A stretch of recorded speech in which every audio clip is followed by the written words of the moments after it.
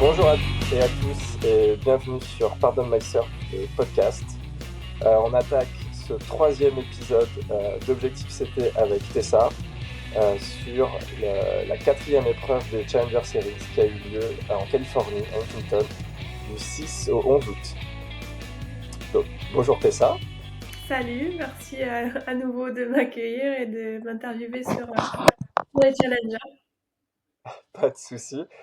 Du coup, il s'est passé pas mal de temps là depuis le dernier podcast qu'on a fait. On était début juillet. Il s'est passé pas mal de choses et dont l'US Open. Du coup, comment tu t'es préparé pour cette US Open quasiment tout le mois de juillet. Euh, J'étais plutôt dans une bonne dynamique. Je me sentais bien, je me sentais assez confiante. J'avais reçu une planche et j'allais en recevoir 9 en Californie. Donc j'avais surtout hâte d'y être pour pouvoir retrouver mes nouveaux bébés et puis pouvoir les tester, quoi. Est-ce que tu as pu, en termes d'entraînement pur, tu t'es fait peut-être des séances spécifiques pour préparer ça ou toujours, j'allais dire, une espèce de routine que tu as? Alors, entraînement physique, en général, quand je suis en plein milieu de saison comme ça, on change pas énormément sur quoi on a travaillé durant la saison off. Donc là, tout ce que je fais, en fait, ça va être du conditioning, c'est du maintien en gros. Et pour certains événements comme l'US Open, on va faire un travail d'explosivité avant, ou voilà, histoire de me sentir bien en forme, mais avec du peps et prête à affronter les petites vagues molles des US. Et du coup, pour la compétition, cette fois, tu n'as pas eu de premier tour, euh, Ouais. dû à ton classement général, tu étais top 10. Est-ce que ça a fait une différence dans ton approche de la compétition? Est-ce que ça a changé quelque chose pour toi dans ton mindset ou pas spécialement? Est-ce qu'en termes même de rythme après dans la compétition, ça a changé quelque chose? Voilà, j'appréhendais, j'étais hyper contente de commencer au deuxième tour parce que c'est un peu moins de travail à faire techniquement, mais j'appréhendais aussi parce que je savais pas trop comment j'allais réagir à ça et si ça allait justement me faire un faux rythme dans la compétition ou autre. Mais en même temps, ça me donnait confiance parce que du coup, j'avais un peu plus de temps pour voir comment est-ce que les autres entamer leur compétition, comment ils surfaient, qu'est-ce qu'ils scoraient. Donc tout ça, je pense que c'est un avantage quand même et surtout les conditions allaient changer du jour au lendemain. Donc je pense que c'est assez bénéfique de commencer au round 2, au tour 2. Donc, du coup, alors après, du coup, chez les filles, ça va assez vite. Si tu commences au tour 2, tu passes ton tour et tu arrives directement au round of 16, donc directement au face-à-face. Et là, du coup, le face-à-face, tu es contre Sofia Medina et tu le perds de 0,34 points, donc de rien du tout. Et tu finis 9e de la compétition. Moi, je me demande toujours, quand on perd de si peu sur un sport à jugement, est-ce qu'on a tendance à remettre en cause les notes? Par exemple, est-ce que tu dis que tu aurais dû gagner cette série, que tu aurais pu passer parce que tu estimais que ta vague était meilleure ou est-ce que ça arrive ce genre de petite De frustration? réflexion. Ouais. Oui, je pense que ça peut arriver. Enfin, ça peut arriver, oui, totalement. Mais pour cette situation spécifique, pas du tout, parce que justement, j'étais dans l'eau avec elle. On est en man-man, donc on voit à peu près directement les vagues que l'autre prend. Et mon ressenti en sortant de l'eau, c'est je me suis brossée, l'océan était pas avec moi. Dans le sens parce que j'ai essayé de saisir les opportunités sur les vagues que j'avais et les transformer, les surfer du mieux que je peux. Et derrière, je voyais que elle, à chaque fois qu'elle avait la prio, ou à chaque fois que je perdais la prio, il y avait une putain de bonne vague après. Il y en a eu deux techniquement, et ben les deux bonnes vagues qu'il y a eu, c'est elle qui les a eues. Donc je savais que c'était pas une question de jugement, plus un choix de vague. Voilà. Et malgré ça, tu es quand même à pas grand-chose de passer, malgré ce Ouais, ressenti. carrément. Ouais, voilà. sur t'es à Donc, rien de. on se dit toujours, ah, peut-être que j'aurais pu faire mieux sur les vagues que j'avais, etc. Mais au bout d'un moment, bon, on peut pas non plus inventer une vague ou la sursurfer en ne connaissant pas le déroulement des choses. Donc, j'ai essayé de faire du mieux que je pouvais. J'ai juste vraiment eu cette frustration que l'océan était pas avec moi. Et du coup, c'est un petit pincement au cœur de comprendre et de voir ça. Bon, parfois ça passe pas. Et là, voilà, c'était déterminant en tout cas pour le résultat de cette série. Et du coup, dans cette série, tu étais face à Sofia Medina, la petite sœur de Gabriel Medina. Est-ce que. Ouais, je peux pas m'empêcher. Je sais que la WSL a un petit amour du storytelling, et alors là, ils tiennent une ficelle magnifique. Est-ce que tu penses à ça à un moment donné ou pas du tout? Tu te dis peut-être que petite note, un petit truc en plus, un petit. Oui, oui, pour être honnête, oui, totalement. Que ce soit via le public ou la WSL, on le sait, on le ressent, ça se Mm, voit. Voilà, que si il y a un petit écart à faire pour qu'elle passe, ils feront en sorte de. Donc c'est pour ça que quand je sais que quand je suis contre des adversaires comme elle, il faut que je fasse deux fois plus le job pour vraiment marquer le truc et faire en sorte de rien laisser au hasard. Après, c'est quelqu'un que j'apprécie beaucoup et que je respecte beaucoup. Voilà, c'est quelqu'un que j'apprécie beaucoup. Donc, en dehors de ça, c'est quand même une adversaire contre qui j'ai envie de me surpasser. Et puis, enfin, les autres aussi, hein, mais là, c'est vraiment bon jeu. Donc, voilà, j'ai hâte de pouvoir refaire une série contre elle. ça marche.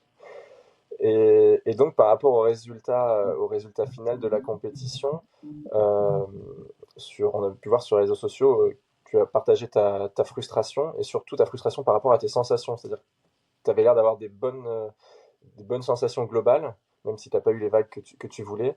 Et du coup, tu en es ressorti un peu avec une frustration de ne pas avoir pu t'exprimer comme tu le sentais peut-être. Ouais, carrément. Bah, c'est exactement ça. C'est en général, on est toujours à la recherche d'une vague pour pouvoir s'exprimer. Quand on n'a pas la vague et qu'on peut pas s'exprimer, voilà, on se sent pas très très bien et c'est très dur parce que voilà, en ce moment, je me sentais plutôt bien dans mon surf, dans mon rythme, dans ma tête, dans mon corps, tout allait bien. Et là, c'est l'océan qui a pas voulu, donc c'est très dur à accepter et à comprendre et à essayer de pas partir dans les délires de attends, mais si j'avais fait ça, est-ce que j'aurais pu l'avoir cette vague et si j'étais dans ce rythme-là, machin. Ça va loin après nos réflexions en tant qu'athlète et surfeur. Donc voilà, on essaye de. Enfin voilà, c'est dur. Et de pas trop intellectualiser le truc, il y a des fois, ça vient ou ça vient pas. La mer, c'est quelque chose de mouvant. Donc, on peut penser sur l'histoire récente, je veux dire, la finale des JO, Jack Robinson, je pense il s'en mange encore les mains de ne pas avoir Absolument. vraiment pu s'exprimer, quoi. Voilà, c'est ça. Donc, on est très content pour Kaoli au demeurant, hein, Oui, mais c'est vrai qu'au final, le deuxième finaliste qui prend qu'une vague, il n'avait pas l'océan avec lui, quoi. ouais, c'est dur. Donc c'est vrai que le surf, c'est aussi ça. Et du coup, la compétition a été rapide au final. Il n'y a pas eu de premier tour et t'as fait deux tours. Est-ce qu'il y a quand même un moment, on va revenir un peu sur la question qui était sympa la dernière fois, petit moment sympa, ou pendant la compétition ou en off. Est-ce que tu t'es encore fait une petite coloc sympa sur place avec Jorgan? Est-ce que vous avez encore bien rigolé? Ou Ouais, voilà, absolument. On était. il y a un moment à retenir de cette petite, je sais pas si tu es resté une semaine ou pas, mais cette petite semaine américaine, disons, un petit moment sympa. Déjà 2 semaines américaines, vu que je suis arrivée bien en avance pour récupérer mon petit quiver et avoir le temps de l'essayer, etc. Donc on est allé aux US avec Jorgan, Yann, et on était logé chez un ami de Jorgan, donc directement sur place. Et il y a aussi une photographe, Nora de Bali, qui est venue.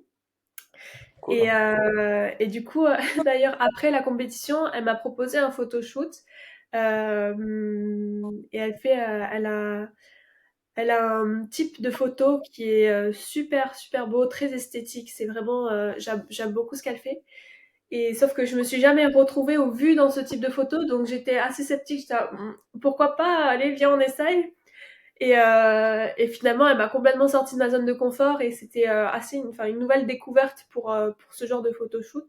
Et c'était super sympa. Euh, elle a, franchement, j'ai bien apprécié et il y a des super belles photos en rendu. Mais après, c'est pas du tout ce que j'ai l'habitude de faire. Voilà, c'est des photos assez sexy, petite chemise, sans top en dessous. Donc, j'étais vraiment en dehors de ma zone de confort. Le lendemain, je disais à Isabella Nicole, je disais, Isabella, tu me croiras pas, j'ai fait des photos, des photos, je suis pas prête. Donc, c'était assez, franchement, on a vraiment rigolé sur le coup et c'était un super moment, en tout cas, pour sortir de ma zone de confort, tout en appréciant le moment. Super. Petit moment sympa, effectivement. Ouais. On va revenir à un moment que t'aimes pas du tout en général quand on fait le podcast. C'est le moment du classement. Ouais. Non, je charrie quand je dis que t'aimes pas du tout. C'est que moi j'adore compter les points, comme tout le monde le sait, comme je le répète. Euh, donc tu es actuellement 11e. Tu as glissé d'une place avec ta 9e place à l'US Open. Donc tu es hors du top 10 qualificatif pour le CS. Mais tu as moins de 400 points d'écart avec la 10e, qui n'est autre que Sofia Medina. Euh, et Euh, ouais. ouais, ouais. Et pour la qualification sur le CT, tu as un peu plus de 7000 points de retard sur Nadia Erostarb, qui est actuellement 5e. Du coup, comment ça te fait est-ce que déjà tu avais déjà jeté un œil à ça? Et après, est-ce que ça te fait réfléchir ou prendre des décisions pour la suite des compétitions par rapport à ça, en termes de prise de risque peut-être, te dire, bah voilà, va falloir que je prenne peut-être tous les risques quitte à perdre ou essayer d'assurer une requalification sur le CS. Comment ce classement enfin, qui est honorable, hein, franchement, il n'y a, pas, y a pas- y a pas de problème là-dessus, hein, mais qui peut te mettre en danger sur un ou deux tableaux, quoi. C'est vrai que là, je me sens un petit peu à la bourre sur le classement, même si c'est un beau classement, comme tu le dis. Par rapport à mes objectifs, je me sens à la bourre, clairement. Je sais que j'ai deux challengers qui restent. Donc, deux opportunités. Ericeira, c'est pas une vague facile. Mais à mon avantage, je sais que je suis backside. Donc, voilà, il faut être intelligent. Je vais essayer de faire de mon mieux, bien évidemment. Mais je veux pas me foutre trop la pression. Parce que clairement, déjà, c'est ce que je ressens quand je dis je suis à la bourre, je sens une pression directe. Donc, j'ai vraiment juste envie de me détacher de tout ça et de me dire, ok, bon, de toute façon, c'est une compète, t'y vas, c'est pour faire un résultat, t'as envie de gagner, enfin, t'as envie de faire. Voilà, c'est le côté compétitrice, peu importe l'enjeu réel qu'il y a derrière, t'as quand même envie de bien faire et de passer des tours et voilà, de bien surfer. Donc, Oui, t'arrives à isoler le côté compétition de l'ensemble, enfin, d'une compétition par rapport à l'ensemble des compétitions, j'ai envie de dire. C'est-à-dire, tu vas aussi pour gagner la compétition, et pour faire le meilleur résultat possible, en dehors de tout point à gagner, quoi. ouais, absolument. Absolument. Après, voilà, je sais dans mon côté conscient, je sais qu'il me faut une finale minimum pour pouvoir espérer la qualification sur le CT. Et voilà, faut que j'améliore un round of 16 là, un huitième de finale pour pouvoir m'assurer le top 10 aussi. Donc, il faut que au charbon, hein, faut que je m'y file. A few moments later. Et du coup, par rapport dans ce classement, vous êtes plus que deux Françaises en lice pour une qualification, parce que Maud Lecard a fait pas mal d'impasses. Du coup, elle est plus vraiment dans le coup. Est-ce que est-ce que ça vous rapproche donc c'est avec Veine et Fierro, pardon, je j'ai pas précisé. Est-ce que c'est quelque chose qui rapproche en tant que Français quand on est que deux sur un circuit où il y a quand même plus d'Européens que sur le CT, mais bon, l'Européen est quand même plus rare que les Australiens, que les Américains. Donc, est-ce que c'est quelque chose qui rapproche ou en fait vous êtes plus par team entre guillemets par team d'entraîneurs et c'est un peu vous êtes un peu clos en vase clos entre guillemets par rapport à ça. Euh, Bah, par exemple, avec Vahiné, je trouve que ouais, on est plus séparés par team, mais avec les autres, c'est-à-dire avec Nadia, par exemple, qui elle est en lice aussi pour la qualification, on se soutient de fou, c'est trop bien. Il y a un bon échange, et aussi avec les garçons. Avec les garçons de fou, je sais que voilà, Justin, on essaie de regarder nos séries mutuellement, et puis tous les autres Français aussi, il y a Gatien, enfin voilà, il y a beaucoup de Français, je regarde évidemment, il y a Oui. beaucoup de Français avec qui j'ai une très bonne relation, et où est-ce que j'ai envie de les voir, Marquito, j'ai envie de les voir bah, sur le CT, j'ai envie de pouvoir les soutenir à mon échelle, et puis c'est trop sympa quand ils le font en retour aussi, donc c'est super cool. Et puis de plus que, comme je le disais, je l'ai dit dans une des interviews avant, j'apprends beaucoup des garçons, ils font carrément moins Oui. d'erreurs que nous les filles, donc pour moi, dès que j'ai l'opportunité de pouvoir bah, regarder leur série et puis en plus de ça discuter avec eux de leur série et puis savoir la stratégie et puis savoir voilà qu'est-ce qu'ils en ont pensé et tout, je trouve ça hyper intéressant et hyper constructif pour moi après d'apprendre d'eux, donc voilà, c'est quelque chose que j'aime bien faire, j'aime bien voilà bah, essayer de se soutenir et nouer des liens autres que juste collègues de travail. Ouais. Ah, c'est marrant que tu dises collègue de travail. Et du coup, l'US Open, oui, tu parlais de Marco qui fait finale, qui se replace carrément dans la qualification pour le CT. T'as pu suivre sur place toi ou t'étais Bah, je déjà suis parti? partie du coup un jour plus tôt, donc j'ai pas vu le final day. Mais enfin, il est impressionnant et puis c'est son type de vague aussi. Il est assez, enfin, il a un type de vague qui est assez grand, hein. Le panel de type de vague est assez grand. Ouais. Et c'est quelqu'un qui est super composed. Il a la tête froide. Il sait bien gérer le stress. Il sait quoi faire, quand faire et tout. Et franchement, il est hyper inspirant. Et surtout, c'est un mec sérieux, donc j'apprécie beaucoup ce côté-là, parce il arrive à assumer le fait que, ok, moi je suis sérieux, j'assume le fait que je veux arriver là et ça et tout. Donc c'est quelqu'un d'inspirant avec qui voilà, j'ai une petite affinité particulière que j'apprécie beaucoup depuis longtemps, donc je suis très contente pour lui.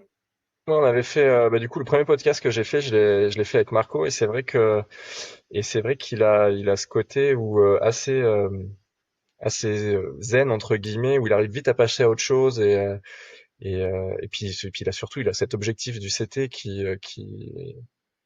enfin que la façon dont il en parle c'est presque touchant quoi parce que c'est vraiment son objectif de vie quoi et là, c'était assez cool de discuter de tout ça avec lui et là c'est cool de le voir en en bonne position en tout cas sur le CS ça semble pour la requalification sur le CS ça semble déjà acquis là puisque là en plus il a fait les impasses sur le QS et là il a les cartes en main pour y aller quoi. Donc c'est cool si on pouvait avoir un petit Français sur le Ah, CT. ça serait trop bien. Et Paquin, Et, si aussi. pardon? Et Et une Paquin Française, ça Sienne serait pas aussi, mal. ouais. Tout à fait, ouais. Ah non, mais c'est sûr, moi, plus il y en a, et plus ça permettra aussi aux gens peut-être de s'y intéresser, de suivre et de créer une espèce d'émulation qui serait sympa. Et sur les compètes en général, parce que bah, moi je vous suis évidemment sur les réseaux sociaux et je vois souvent que les surfeurs partent des compétitions quasiment au moment où ils sont éliminés. Là, t'en as parlé que t'avais pas été au Final Day.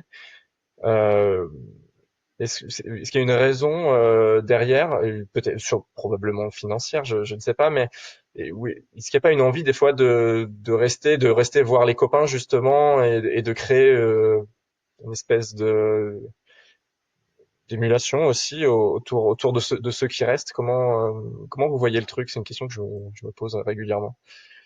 Alors quand on peut rester, oui, bien sûr. Après, oui, financièrement, ça nous coûte cher. Après, ça nous coûte Ouais, cher aussi de changer le billet éventuellement. Donc tout dépend de la formule que tu as pris ton billet. Moi, personnellement, je suis partie plus tôt parce que j'en ressentais le besoin J'en ai pas forcément parlé, mais on s'est séparés, Martin et moi, peu après Balito. Donc c'était assez dur, une période très très dure d'ailleurs, émotionnellement pour moi et même mentalement aussi. Euh, là, après l'US Open, j'étais un peu down et tout ce que je voulais, c'était rentrer, me ressourcer et puis me sentir bien, m'isoler un petit peu pour pouvoir, voilà. Je savais que j'enchaînais ensuite sur les QS, donc je voulais faire les choses correctement et puis penser à moi un petit peu. Ça marche, effectivement. Très bonne raison. Du coup, tu viens de parler des QS, et donc on va revenir rapidement, mais donc tu as eu un été particulièrement chargé. Donc de l'US Open, tu rentres et la saison des QS Europe commence. Pour ceux à qui ça échapperait, le QS Europe, c'est en gros la troisième division de la WSL qui permet d'accéder aux Challenger Series. Euh, pour ceux qui seraient pas requalifiés, qui sont déjà sur les Challenger Series, qui seraient pas requalifiés, ça permet de pouvoir se requalifier, et puis pour les autres de tenter leur chance. Et donc il y a eu le Lacano Pro où t'enchaînes, c'est quoi, quasiment une semaine après l'US Open. Non, non, 3 jours après. 3 jours après, Mhm. c'est presque une semaine, 3 jours. Trois jours après, et tu fais euh, finale. Donc encore pas loin de gagner un QS. Et ça enchaîne avec Pantine en Espagne, où tu fais neuvième et là il va y avoir le pro Anglet qui va venir et ça va s'enchaîner avec Ericeira. Donc ça fait une espèce de run de compétition qui se suit, beaucoup de déplacements à gérer. Comment tu te sens là, ou dans une période où tu es à peu près au milieu, quoi? T'en as fait pas mal, il en reste pas mal à faire avec les objectifs au bout, quoi. Alors, je me suis complètement détachée de tout objectif via les QS, Ok, pour être honnête. Euh, je voulais juste faire les QS, notamment celui de Lacano et d'Anglet, parce que c'est à domicile et que j'aime bien ces étapes-là. Je voulais absolument les faire parce que bah ça me voilà, affectivement parlant, j'aime bien ces compètes et j'avais envie de les faire, mais aussi pour pouvoir passer des tours, acquérir un peu plus de confiance et d'expérience avec une stratégie différente de série. Voilà, je me dis en fait c'est l'opportunité de changer de stratégie, d'essayer de nouveaux trucs, voir qu'est-ce qui pourrait marcher, qu'est-ce qui ne marche pas. Voilà, tout ça. Pantine, personnellement, j'avais pas particulièrement envie de le faire. Et je me suis dit, ah, si je fais pas un très bon résultat à l'US Open, bah, punition, j'y vais quand même. Donc voilà, ben, j'ai eu le droit punition. à deux mentions, j'ai suis allée et puis j'ai pas fait un bon résultat. Donc voilà. Mais c'est vrai que ça s'enchaîne énormément, moins que l'an dernier. L'an dernier, on avait un jour entre chaque compétition. Et ça, c'était très très dur. Censé. Là, j'ai le temps un petit peu de me ressourcer, de reprendre un peu de physique à côté. Donc voilà, j'essaie de trouver une bonne balance pour pouvoir voilà, rester focus sur mon objectif final qui est les Challenger Series la fin septembre. Parfait. Et donc, prochaine étape de ces Challenger Series, justement, la cinquième, du 29 septembre au 6 octobre. Ericeira au Portugal. T'as fini neuvième l'année dernière. C'était ton meilleur résultat là-bas. Comment tu te sens sur cette vague? Est-ce que c'est une vague qui selon toi se rapproche de ce qu'on peut avoir dans le sud-ouest, par exemple? Et comment tu te sens là-bas? Euh, je l'ai déjà dit, je trouve que c'est une vague assez compliquée. Euh, et je trouve qu'elle a changé aussi au fur et à mesure des années. J'avais fait les championnats du monde WSL là-bas la première fois mais du coup j'ai fait vice-championne du monde junior. Et je trouve que la vague était complètement différente à l'époque, ou c'est peut-être parce que j'ai grandi, mais j'ai parlé à certains locaux qui disent qu'effectivement elle a changé au fur et à mesure des années. D'accord. Et là, je la trouve un peu moins bien, pour être honnête. Elle est pas évidente. N'importe quel surfeur, je pense, peut le dire. Pour un free surf, c'est super fun, mais pour une compétition, c'est assez compliqué, c'est pas évident. Après, voilà, C'est- c'est Est-ce que du tu peux challenge expliquer cette, aussi. est-ce que tu peux expliquer cette différence, pardon, excuse-moi, entre le fait que ce soit fun en free surf et que ce soit compliqué Ouais, bien sûr. en compétition?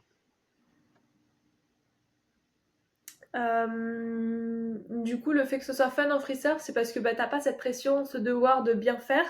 Tu peux juste prendre les vagues que tu veux, t'amuser. Il n'y a pas vraiment de critères où est-ce que faut faire ça sur la vague pour pouvoir scorer. C'est vraiment basé sur un feeling plus que sur bah, le jugement extérieur. Donc, en soi, n'importe quel free surf peut être fun, peu importe les conditions. Alors qu'en compétition, voilà, il y aura le placement qui va être pris en compte. Il y aura bah, le fait comment tu surfes la vague et comment est-ce que la vague est réellement pour pouvoir la scorer. Si la vague, elle offre pas beaucoup de potentiel, ça va être dur de faire des gros scores dessus. Et voilà, c'est ça le challenge aussi d'une compétition, c'est d'essayer de trouver comment scorer des vagues qui soient médiocres ou parfaites de la meilleure des manières. Donc voilà, c'est un challenge aussi, hein. Et ça, c'est quelque chose que tu ressens particulièrement à Ericeira, cette différence entre le free surf et la compétition? Je vais dire que oui, mais je serais pas. C'est une question de Je pense feeling. que ouais, je suis pas très objective en disant ça. C'est tout simplement aussi parce qu'on rajoute le fait qu'il y a la combinaison. Et pour moi, c'est vraiment compliqué. Et oui, Voilà, on va c'est trop rappeler linéaire. pour ceux à qui ça aurait échappé que tu viens de Saint-Barth, dans Ouais, les Caraïbes. Donc effectivement, plus habitué aux eaux chaudes. voilà. Donc dès que il faut mettre une 3-2 ou même une 4-3, enfin ouais, même une 3-2, c'est compliqué pour moi. Voilà, le nombre de sessions, je vais les compter. Le temps que je vais être à l'eau, je vais le compter aussi. C'est tout un, voilà, c'est toute une. Pour moi, c'est carrément tout un autre sport, surfer en combinaison, et c'est quelque chose où est-ce que il y a plein de facteurs que je prends en compte. Donc c'est plus d'énergie que que je mets dans la pratique. Donc voilà, c'est des petits plus que je prends en compte et qu'il faut que je pense avant de pouvoir être au top et performer de mon mieux, quoi. C'est pour ça, Le fait d'être... s'il fait froid et que vous me voyez en petite combinaison, c'est juste pour ça, hein, c'est parce que je sais pas surfer en combinaison, en intégrale. D'accord. C'est pas parce que je suis pas frileuse, hein. C'est parce que ça te gêne tout simplement la combinaison, tu te sens un peu oppressé. Ouais, je me sens. Après, je suis hypersensible, donc n'importe quel petit facteur extérieur va m'impacter. Là, la D'accord, combinaison, ça m'impacte directement moi sur mon corps, donc je ressens absolument tous les petits physiquement. changements. Ça va être le poids, ça va être l'oppression, ça va être surtout au niveau des jambes en fait, où est-ce que je vais pas me sentir assez fléchie ou assez gainée ou quoi. C'est et puis même tout D'accord. simplement, je brûle beaucoup plus de calories, donc ça m'épuise plus rapidement Mhm. un surf en combi qu'en maillot. Je suis Donc très s'il fait malade. froid et que t'es en shorty, c'est parce que tu veux libérer les genoux. Ouais. Mais je suis au mental. Voilà. Euh, Très bien. Et donc ça sera donc Ericeira, ça sera l'avant-dernière étape avant le dénouement final. On rappelle que donc c'est le Challenger Series, c'est 6 compétitions. Les 4 meilleurs résultats sont retenus, donc les 2 moins bons ne sont pas comptabilisés dans le classement général. Il reste 2 compétitions, donc encore beaucoup de points à prendre, beaucoup de choses à faire. Comment tu appréhendes cette période là sur les challengers qui s'apparente au sprint final quoi? C'est 2 compétitions, c'est le sprint. Comment t'appréhendes cette période avec appréhension, excitation, envie de bagarrer? Bah, comme tu le dis, c'est un peu le sprint final parce que les deux compétitions s'enchaînent énormément. Il me semble qu'on a Mm, juste bah, une petite semaine entre, entre les compétitions, donc il va falloir bien gérer la fatigue, je pense. Le fait de rentrer de Portugal en France, puis ensuite de ouais, France au Brésil, au c'est Brésil, quand ouais. même une belle mission.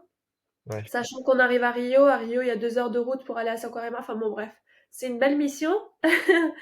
Ouais. Euh,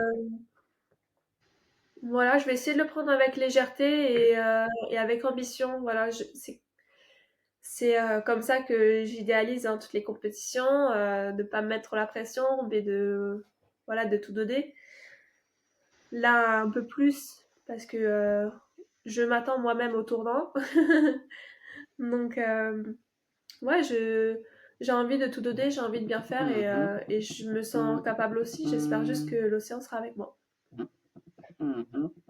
On espère aussi. Tu pars avec la même team au Portugal, du coup, avec ton entraîneur Yann Martin? Alors oui, effectivement, je pars avec Yann Martin sur les 2 dernières compétitions Ok. et Jorgan va peut-être rester avec nous au Brésil aussi. On verra. Parce que pourquoi il comptait pas le faire, le Brésil? Si, si, mais peut-être que Tu sais? Jorgen, c'est quelqu'un de très dernière minute, très D'accord. volatile. Donc, Ok. il sait pas trop encore ce qu'il fait. Et à tout moment, il m'appelle pour me dire est-ce que je peux loger avec vous. Tout Ça simplement. marche. Juste pour ça. Bon. En tout cas, vous avez l'air, en dehors des compétitions, de passer des bons moments, donc avec ton équipe et avec les autres surfeurs. Donc ça, c'est cool. Ça permet aussi de faire un truc positif autour de tout ça. Donc Moi, je pense qu'on se rend compte que c'est bien. c'est pas facile et qu'on est tous un peu dans la même merde par moment. Donc, on essaie de se soutenir. Il y a une sorte d'ambiance et un petit lien qu'on crée tous ensemble. Donc, c'est plutôt cool. Enfin, moi, j'apprécie beaucoup de pouvoir créer des vrais liens et avoir des vraies connexions avec les gens. C'est ce qui me fait plaisir et c'est ce qui rend la relation plus intéressante selon moi. Donc, je trouve ça cool. Parfait. Et ben, on va finir là-dessus, Tessa. On va te souhaiter, comme d'habitude, le meilleur pour l'étape qui va venir. Merci. C'est le meilleur résultat possible, que tu te sentes bien, que tu surfes comme tu as envie de surfer, dans les vagues que tu as envie de prendre, et et vraiment que tu arrives à faire au mieux de ce que tu peux. Merci beaucoup. Et puis bah on se retrouvera après donc Ericeira pour refaire un petit point sur la compétition et passer encore un moment très agréable, je dois le dire, et te remercier. Et puis et puis échanger là-dessus.